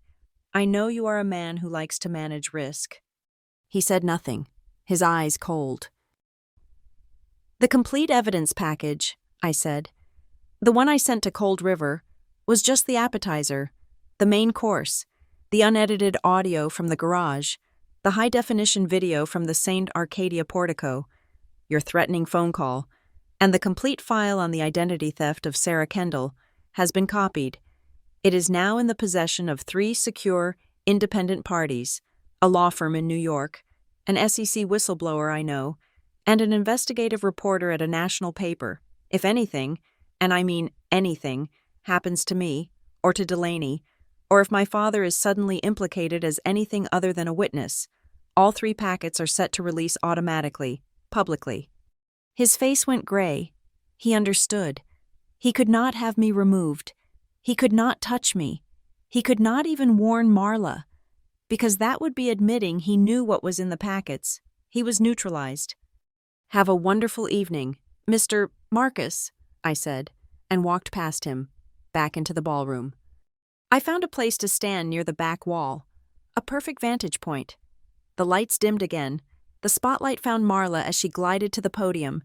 The applause was thunderous. She let it wash over her, her smile benevolent, humble. "Thank you," she said, her voice rich and warm, filling the room. "Thank you all. What a blessed night." She began her speech. It was a masterpiece. She spoke of the cold, of the darkness. She spoke of children huddled in homes without heat. She painted a picture of a town on the brink and of a promise. "The Snowlight Promise," she said, her voice dropping, "is not just a name. It is a vow. It is a vow that we will be the warmth, that in Winterfield, no child will be cold." She was brilliant. She was magnetic. She was feeding them a story they desperately wanted to buy. My father was watching her, his face a mixture of awe and terror. "Tonight, we launch our most ambitious campaign yet," she declared. "A promise to ensure every home is heated, every child is bundled, a promise of warmth, and I want to show you exactly what that promise looks like." That was the cue. She turned, smiling, to the 3 massive projection screens above the stage. "Please, share with me the true face of the Snowlight Promise." The screens lit up, the string quartet music from the reception swelled, and just as she expected, the supporter tribute began. Slickly produced photos of smiling children, blankets being distributed, Marla herself, backlit like an angel, hugging the mayor. The crowd sighed, some awed. Marla was narrating. "We see a need. We fill it. We find a gap. We bridge it. We find a family. We embrace it." The image of Marla embracing the mayor froze. The music stopped. A single sharp click. The screens changed. It was a still image. Delaney, her face pale, her smile a pained grimace, her eyes wide with terror. The photo from the church bathroom. The ballroom was silent. People squinted, confused. Was this a mistake? Then the audio kicked in. The live photo. It was Marla's voice. Not the warm, rich tone from the podium, but a low, vicious snarl, echoing through the hall's perfect sound system. "Stop shaking, Delaney. You look weak. Fix your smile. Remember what I have. You fail me, and I will send that video to every blogger in this state. Now, go." A collective, sharp intake of breath across the entire room. Marla, on stage, froze. Her smile cracked. She turned, her face white, looking at the AV booth. "What is this? Cut that! Cut the feed! Now!" The MC was on his feet, waving frantically at the tech booth. But nothing happened. Knox had locked them out. The screens changed again. The image of Delaney vanished. replaced by a cold, clean, corporate infographic, my design. On the left, Snowlight, promise no child cold expenditures, Q4. Below it, a single line item, Rhinefield Consulting, Community Outreach, $600,000. On the right, Associated Expenditures, Rhinefield Account, Source, S, Kendall File. Below it, a scrolling list. Chanel Handbag, Haute Couture, $40,000. Ritz-Carlton Spa Package, Annual, $28,000. Down payment, Harborfield Luxury Condo, $250,000. Cash transfers, unverified, $282,000. The murmuring in the crowd started, low and angry. Donors were looking at each other. The mayor was no longer frowning. He was on his feet, staring at the screen, his face grim. "This is absurd," Marla shrieked into the microphone, her voice finally breaking, pitching high and sharp. "This is a lie, a technical failure. This is slander. Someone call security." "One last thing," I said, my voice quiet, but the microphone on my lapel was live, patched by knocks into the main feed. My voice boomed through the hall, calm and clear, cutting through her shrieks. The screens changed one last time. It was the high-definition video from the St. Arcadia portico. No audio, just the crystal-clear, slow-motion image of Marla, linking her arm with mine, the image of her leaning in, her face contorting, the smiling, hateful grimace. And then, the subtitles appeared, clean, white, impossible to misread. Subtitle: "Smile, or you'll ruin my Christmas Eve." The video froze, locking on Marla's snarling, smiling face. A beat of perfect silence. Then, a new line of text faded in beneath it, the campaign's official tagline. Subtitle: "No child cold. This is how warmth is made." The screens went black. The house lights came up, stark and unforgiving. The silence in the ballroom was total. It was the silence of a vacuum, of a structure that had just imploded. Marla stood in the spotlight, exposed, her mouth open, her chest heaving. The MC was frozen, his face the color of ash. Then, the first sound, a man in the second row, the president of the largest bank in the county, stood up. He did not say a word. He methodically buttoned his tuxedo jacket, looked at Marla with an expression of pure, cold disgust, and walked out. The second sound, the local press photographer, who had been scrambling for his camera, finally got it focused. The flash, flash, flash of his strobe began, a relentless, brutal assault, capturing Marla's face as her mask of composure finally shattered into 1,000 pieces. Then everyone was moving, donors were standing, pushing back their chairs. The mayor was talking furiously into his phone, his eyes locked on Marla. The press was swarming the stage. It was over. Marla lunged for the podium microphone, her hand shaking with a rage that vibrated through her whole body. She shoved the stunned, pale MC aside. "Lies!" she shrieked. Her voice, stripped of its warmth, cracked and echoed with feedback, a physical scream against the room's acoustics. "Those are fakes, forged, digitally altered, malicious lies." The photographer's flash was relentless, a strobe light of consequences. Flash, flash, flash, capturing the ugly, desperate twist of her mouth. "This is a targeted attack by a jealous, unstable, unhappy." I did not move from my position at the back of the hall. I just spoke. My lapel mic was still live, my voice patching through the system, calm and clear, slicing through her hysteria. "They are not." The entire ballroom went silent. A sea of shocked faces caught between the shrieking woman on stage and the measured voice from the darkness. "Every file you just saw is digitally watermarked and time-stamped," I continued, my voice conversational, as if explaining a technical problem. The high-definition video from St. Arcadia was pulled under a formal security review, authorized by Father Anton himself. The metadata is locked. The financial graphics were built from the Foundation's own bank wires. The live photo from Delaney's phone. It's audio. It's metadata. It is all verifiable. Ask Bill Marcus. He knows. I glanced toward the side stage, where the lawyer had been lurking. He was gone. He had vanished into the service corridors the moment the lights came up, a professional, tactical retreat. Marla's eyes darted frantically, searching for her lawyer, for an ally, for any face that was not staring at her with cold horror. She found only my father, who was standing frozen beside her, his skin the color of wet cement. "Graham!" she commanded, her voice a desperate order. Tell them this is insane. Tell them she is lying. Graham, tell them." This was it, the final variable, the pivot point for his entire life. He could still choose her. He could still claim it was a misunderstanding, a corporate error, a family dispute. Graham Ellery looked at his wife, the architect of his success and his shame. He looked at the hundreds of accusing faces staring up at him, the donors whose money had paid for her spa treatments. He looked at the mayor, who was already on the phone, his face grim. Then his eyes traveled to the back of the room, and he looked at me. He did not speak to Marla. He did not speak to the crowd. He turned, slowly, his movements stiff, and faced the podium microphone. The photographers surged, a wave of bodies, sensing the real story was about to break. "Graham, do something!" Marla hissed, her painted nails digging into his arm. He pulled his arm free, a simple, final gesture of release. He reached into the inner breast pocket of his tuxedo jacket.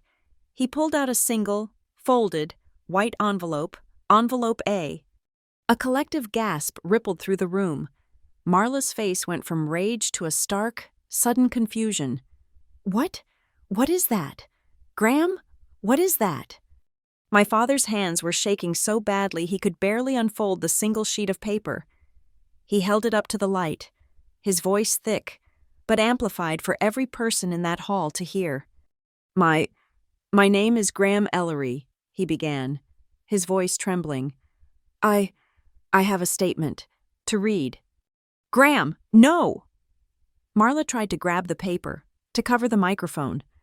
He turned his back to her, shielding the confession with his body. He read, "I am a signatory officer for the Snowlight Promise," he stammered, the words tumbling out, a dam of cowardice and complicity breaking all at once. I confess that I signed multiple authorizations and a limited power of attorney for the Foundation's primary operating accounts. Without reading them, I did so at the request of my wife, Marla Voss." "You fool!" Marla screamed, her voice no longer human, just a raw sound of animal fury. "I was negligent," he continued, his voice gaining a desperate, thin strength, the terrible relief of confession. "I failed in my fiduciary duty. I became aware of financial irregularities several months ago, and I chose to remain silent. I did so out of fear of personal and public reprisal." He held the paper up, his hand shaking, as if to show the cameras. "This document is my full, voluntary confession. I accept full civil responsibility for my negligence, and I will cooperate fully with any and all investigations by the Attorney General's office." He finished. The silence that followed was absolute, heavier and more terrible than the chaos. Marla stared at him, her face a mask of complete, uncomprehending betrayal. The attack on me. She understood. The financial data. She could fight. But this was her partner, her creature, turning the weapon on himself and, by extension, on her. She lost the last, thin thread of her control. She lunged at him, her voice a low, venomous snarl, forgetting the microphone, forgetting the crowd, forgetting everything but her rage. "You weak, pathetic fool. After everything I did for you, you owe me this. You owe me this position. You would be nothing without me." The admission hung in the air, an indictment more powerful than any spreadsheet. "Mom!" The voice was quiet, almost lost, but the microphone Delaney had used for her song, the one she had set on the lectern, was still live. The single word cut through the stunned silence. "Delaney, the snow angel, stepped forward. She was shaking from head to foot, the sequins on her white dress trembling, catching the harsh house lights. "Mom, stop!" Marla wheeled on her, looking for a new target. "You? This is your fault. You ungrateful, spineless." "I am tired," Delaney said. Her voice cracked, but it held. She looked at her mother, truly looked at her, for the first time in her life, not as a figure of absolute terror, but as a person. "Mom, I am just so tired." She reached up, unclipped the small microphone from the neckline of her dress, and let it fall.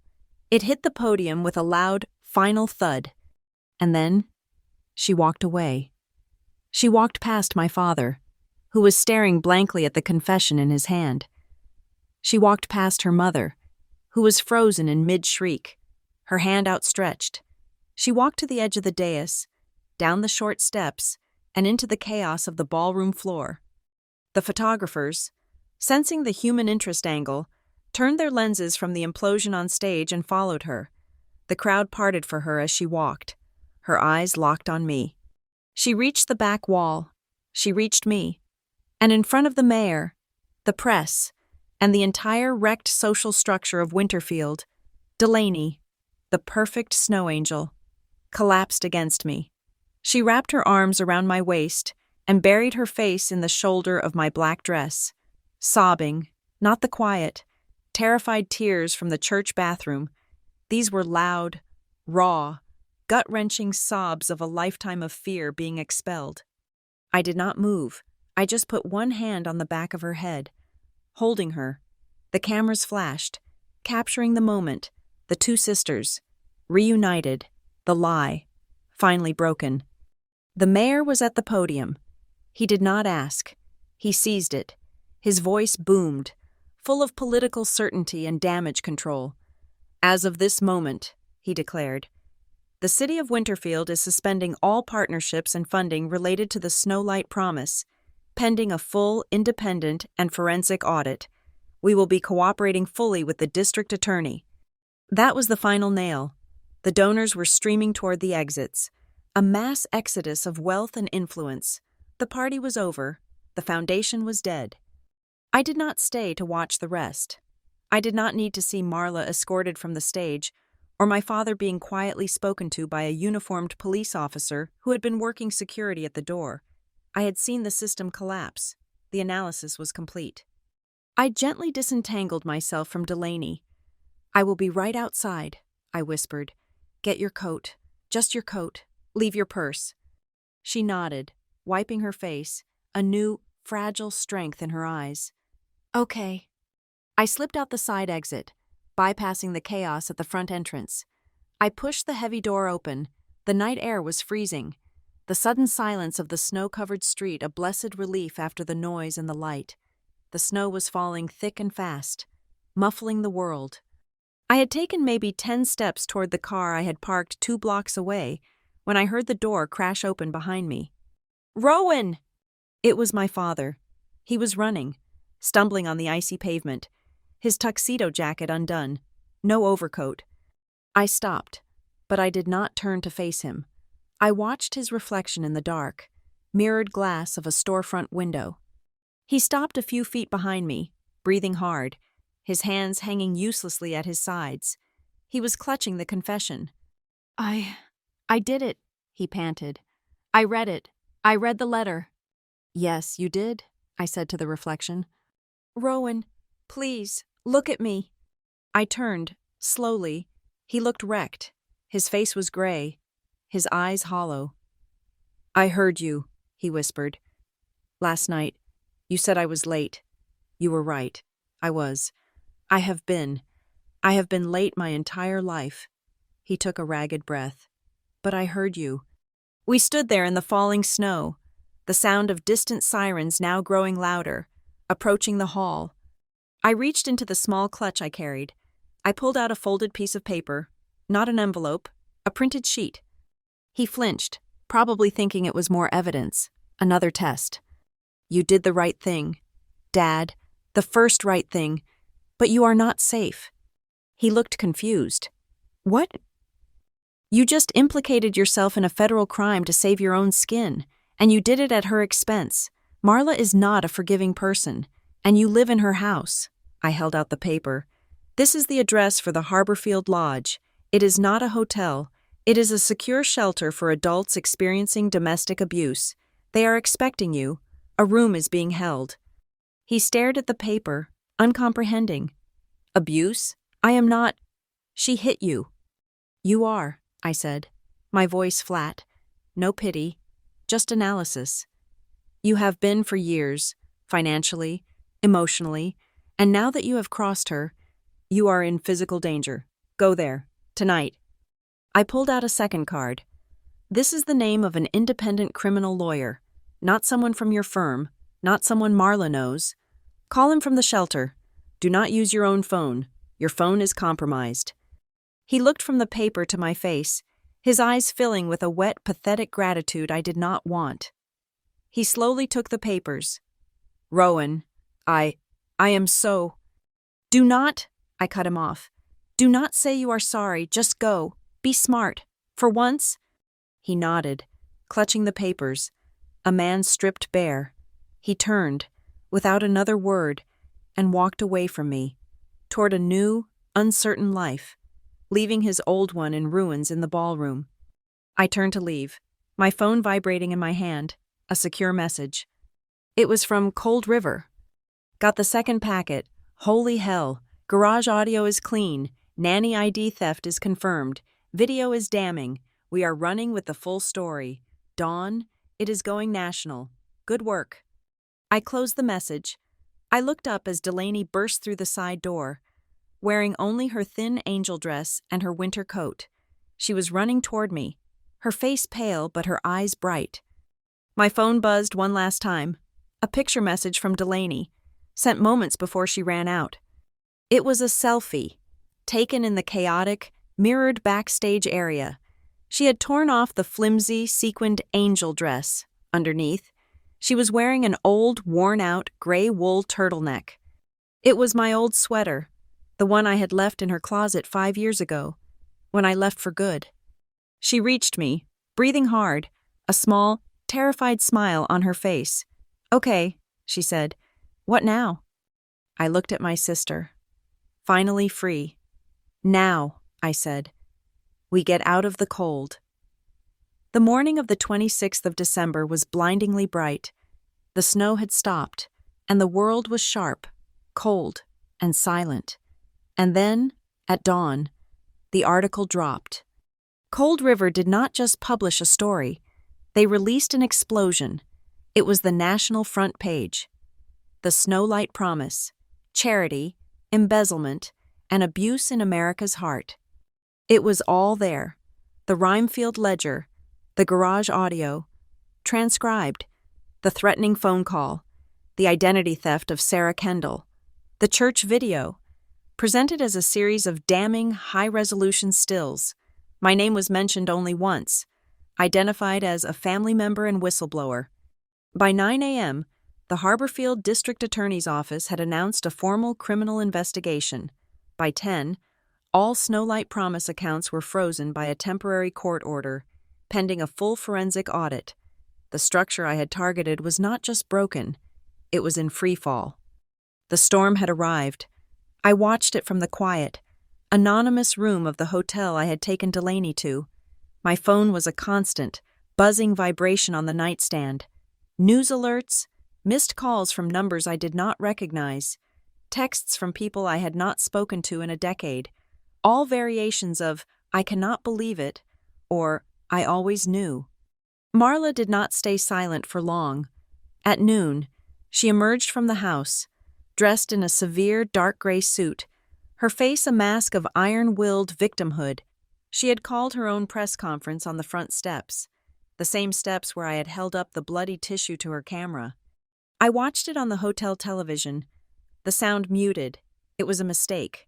Her performance was too strained, the anguish too theatrical. She looked like a woman playing a victim, not a woman who was one. She was reading from a prepared statement, her hands trembling, but this time it was not panic. It was a visible, vibrating rage she was trying to pass off as sorrow. The internet, now armed with Cold River's evidence, was not kind. The live stream comments were a brutal, scrolling feed of mockery. People were screenshotting her anguished expression and placing it beside the snarling, smiling still from the church video. They were analyzing her jewelry. "Is that the No Child Cold necklace? Looks like platinum." Her defense was backfiring in real time. She was being seen, finally, in a way she could not control, and the public was merciless. My father followed the script I had given him. He was invisible. The lawyer I recommended had taken him from the shelter at 6 a.m. and walked him directly into the DA's office. He filed his voluntary statement, envelope A, and the hard drive of the shadow accounting his intermediary had kept, by noon. His lawyer released a single sentence. "Mr. Graham Ellery is cooperating fully with the investigation as a material witness." He had his deal. He had traded his testimony for a reduced charge of negligence. He had saved himself. I turned my attention to Delaney. She had been sitting on the edge of the other hotel bed for hours, just watching the news, pale and silent, still wearing my old gray turtleneck. She looked like a refugee. "They are destroying her," she whispered, watching the online comments pile up. There was no triumph in her voice, just a quiet, clinical observation. "They are seeing her," I corrected. "There is a difference." She picked up her phone. Her own social media accounts were a dumpster fire of accusations. Her followers, the ones who had adored her perfect life, were now posting comments about her being complicit and a liar. Her entire curated identity had been vaporized in a single night. "What do I do now?" she asked, looking at me, her eyes stripped bare of every artifice. "You stop being a victim," I said. "You stop being silent. You tell your truth, not Marla's, not mine, yours, one time, and then you get off the stage." She stared at the phone. She took a deep, shuddering breath. She opened her camera, turned it to face her, and hit record. I did not watch. I just listened. "Hi," she began, her voice small, cracking. She cleared her throat. My name is Delaney Voss. You have all seen the news, and what you saw, it is true. I lived in that house, and I was scared, and I was silent. I was silent when I should have spoken, and I performed. I performed when I should have been honest. I was a coward. I am so sorry. For the lies. I am sorry for not being brave sooner." She stopped. I heard her take a breath. I want to be done. I want to be done performing. This is me. This is the last video I will be posting. Goodbye." She stopped recording. She did not look at it. She did not edit it. She did not add a filter or a caption. She just posted it. Then she turned her phone off and dropped it in her open suitcase. "Okay," she whispered, mostly to herself. "Okay." My own phone buzzed. A call from my boss at Novum Grid Labs. "Rowan," he said, his voice unusually warm. "I read the morning news. Are you all right?" "I am fine, David. Just tying up a family matter." "A family matter," he repeated, a dry chuckle in his voice. "Well, what you did? The data package, the way you dismantled that shell company, it was a work of art. Brutal, but clean. The board is impressed." "That was not a work project, David." "It is now," he said. "We have been trying to launch a community transparency initiative for years, a way to audit municipal and nonprofit spending in real time, using predictive analytics to flag discrepancies. Winter data, we are calling it. We needed someone to lead it, someone who understands that risk is not just about code and concrete. It is about human behavior. The job is yours, if you want it." It was a perfect move. My work, validated, my methods, rewarded. "I accept," I said. "I will be back in the office after the new year." "Good," he said. "Take the time. And Rowan, well done." He hung up. I was no longer just a whistleblower. I was an auditor, with a budget. The town of Winterfield, predictable as ever, fractured. Half the letters to the editor in the local paper called for Marla to be run out of town. The other half defended her, claiming she was a pillar of the community, being attacked by a vindictive stepdaughter. But the institutions were already protecting themselves. St. Arcadia's church released a formal statement. It did not mention Marla by name. It simply thanked the brave individual who came forward with information, helping us ensure that all ministries, especially those serving the vulnerable, are held to the highest standards of integrity and truth. They were on the side of the angels, my side. That afternoon, I received an anonymous email. It was a single-line message from a secure, Proton-based account. I am Sarah Kendall, the nanny. I read the news. I did not just leave. She forced me out. She threatened my family back home. I have been in hiding, but I am not hiding anymore. I am willing to testify. I forwarded the email to the district attorney's office and to Cold River. The last piece of the Rhinefield puzzle had just voluntarily walked onto the board. A few hours later, a call from my father's new, independent lawyer. Miss Ellery, I thought you should know. We have been reviewing Mr. Ellery's joint assets with Mrs. Voss in preparation for the asset forfeiture hearing. It seems Mrs. Voss was already one step ahead. What do you mean? She had a new will drafted 3 days before Christmas, and she initiated several large-scale asset transfers, moving jointly held funds out of his reach and into a series of private, offshore trusts. The accounts are already flagged, part of the freeze, but she was not just stealing from the charity, Miss Ellery. She was actively liquidating your father. She was planning to leave him with nothing.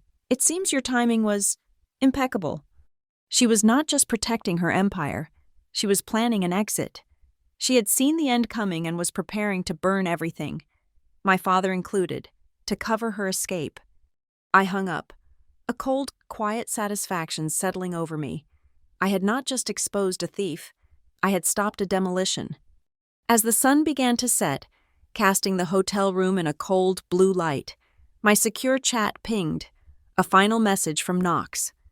It was a link to an encrypted, password-protected server, deep on a dark web host. This is it, his message read. The final, master backup, every video file, every audio recording, every bank statement, every email, all in one place, untraceable.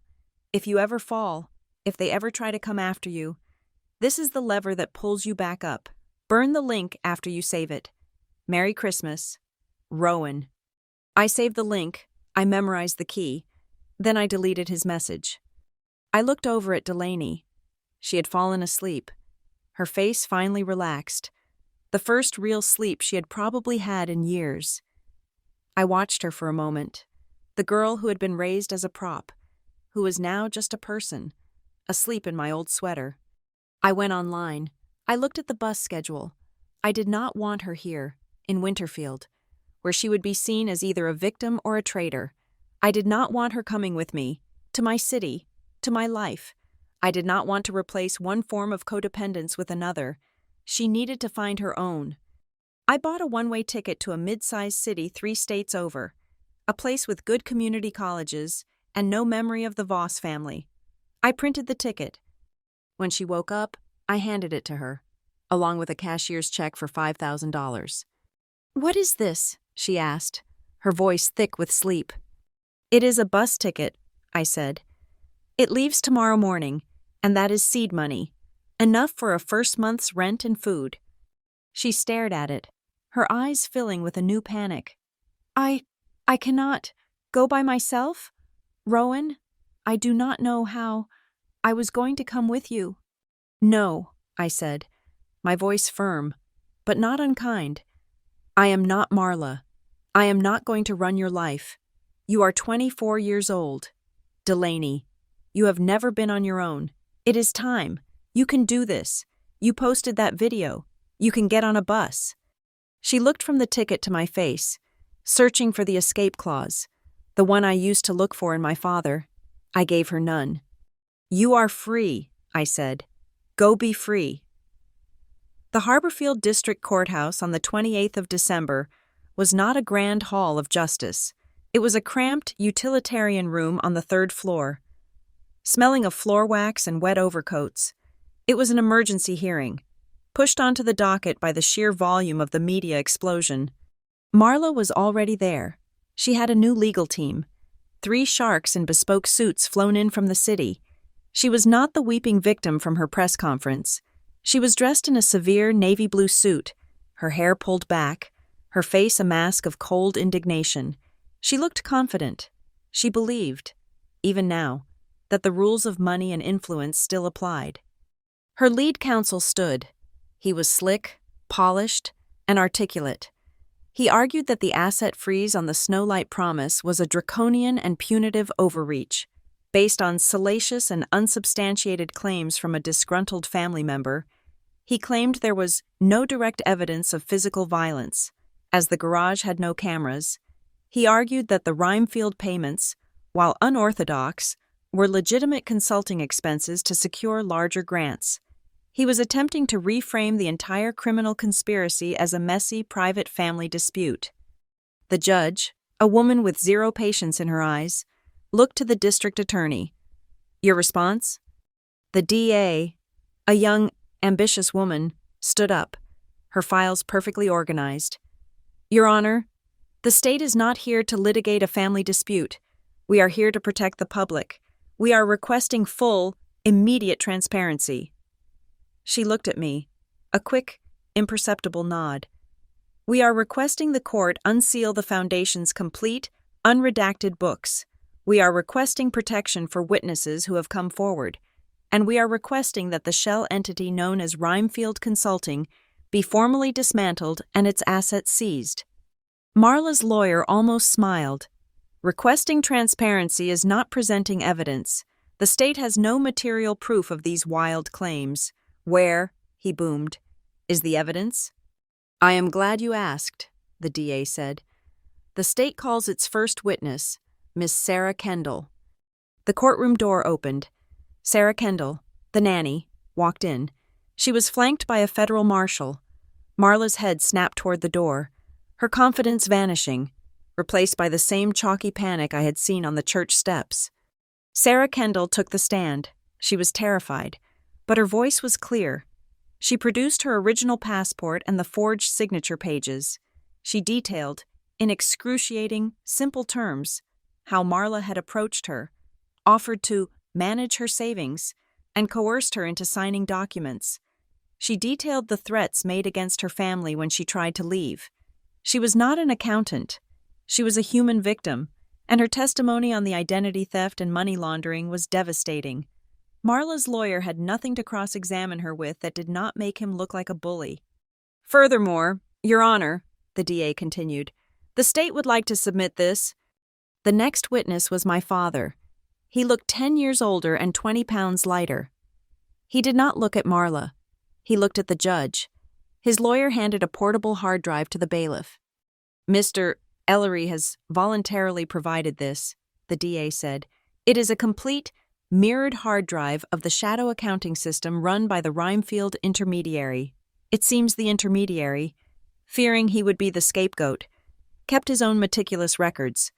This drive contains the complete, unredacted transfer history, showing a direct line from the Snowlight accounts to Marla Voss's personal offshore entities." Marla's lawyer jumped to his feet. "Objection! Tampered evidence! This shadow drive is unsubstantiated. It could have been fabricated by anyone." "The state corroborates the drive," the DA said. "With our next item." She called Delaney. Delaney walked to the stand, wearing my old gray turtleneck, looking impossibly young. She was shaking, but she held her chin high. She did not hand over a drive. She handed over her personal cell phone. "Submitted into evidence," the DA said, "is the original live photo taken on the night of December 24th, its original, unalterable metadata, including the timestamp, GPS location, and audio file. Perfectly corroborates the separate audio file provided by the whistleblower. The digital chain is secure." Marla's lawyer sat down. He was silent. "Finally," the DA said, to the matter of the video evidence from the gala, which counsel claims was faked, we submit this sworn affidavit from Father Anton of St. Arcadia's Church. The judge read the paper. This affidavit confirms that the footage of Mrs. Voss and Miss Ellery was released under a formal security review, that the timestamp is accurate, and that the file is an original, unaltered recording from the church-owned system. The judge looked up, over her glasses, directly at Marla. Mrs. Voss, your counsel has claimed these are legitimate expenses and a family dispute. The evidence before me suggests systematic, multi-year fraud, identity theft, coercion, and money laundering. Do you have anything to say? Marla's new, expensive lawyer put his hand on her arm. My client remained silent. But Marla was done being silent. She was done being managed. She shoved his hand off. She stood up, her chair scraping loudly on the tile floor. This, she said, her voice shaking, is a betrayal. She looked at Sarah Kendall. I saved you from nothing, she looked at my father. I built you. You were a pathetic, small-time trucker before I made you a businessman. You were nothing, she looked at Delaney. And you? I gave you a face. I gave you a life. You would be waiting tables if not for me. She finally turned, her eyes burning with a venom that had nowhere left to go, and she looked at me. I gave all of you everything. She turned back to the judge, her voice a screech that filled the small, hot room.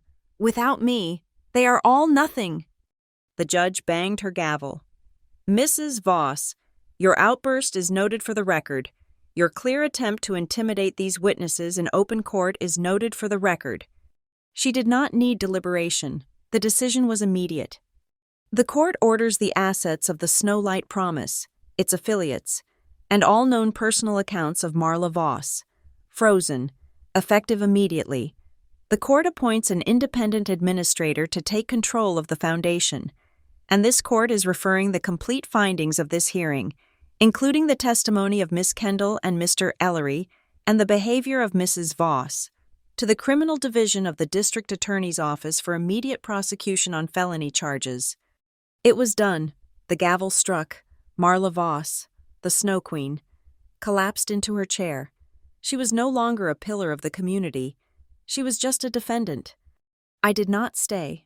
I slipped out as the reporters flooded the hallway. In the corridor, by the elevators, my father was waiting. He looked peaceful. I chose Rowan, he said quietly, as I walked past. Before the hearing, I signed the full testimony. I really chose it.